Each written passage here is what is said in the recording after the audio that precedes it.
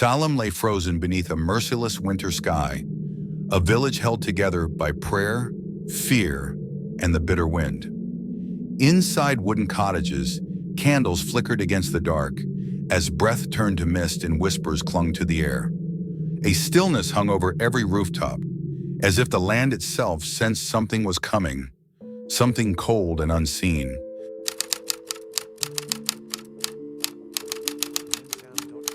Then the silence shattered. Young girls, trembling and pale, cried out into the night. Their limbs contorted, their voices broke the winter calm as terror rippled across dim rooms lit only by flame. Families watched, helpless, believing the devil's hand had reached into their homes.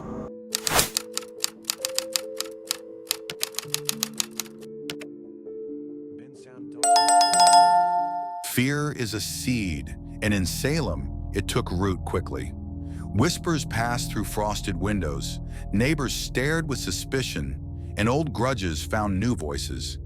A single pointed finger became a weapon, and ordinary souls became enemies in the snow.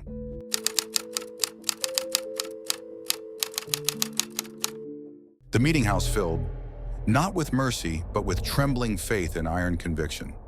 By candlelight, judges listened to trembling voices and weighed invisible crimes with mortal consequence. In the flicker of flame, truth bent beneath fear.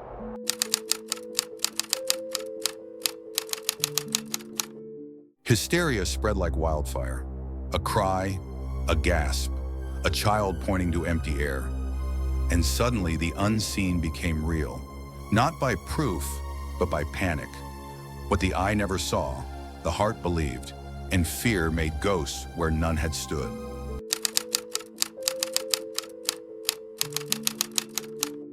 On Gallows Hill, the wind carried no prayers. Silent rope, swaying in the cold, waited not for proof, but for victims. Villagers gathered with heavy hearts, and footsteps in the mud marked where hope had died.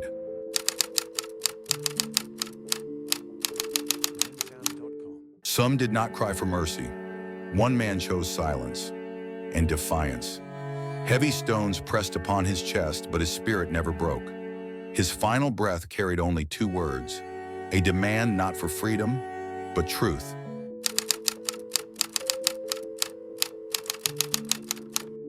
When the cries stopped, a deeper silence remained. In churches and homes, tears fell into folded hands, and faith trembled beneath the weight of regret. The village was not haunted by spirits, but by conscience.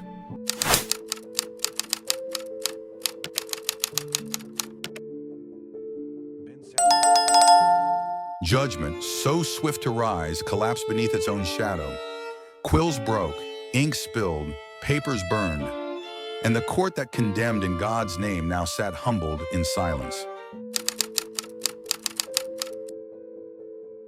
Centuries passed, and Salem changed.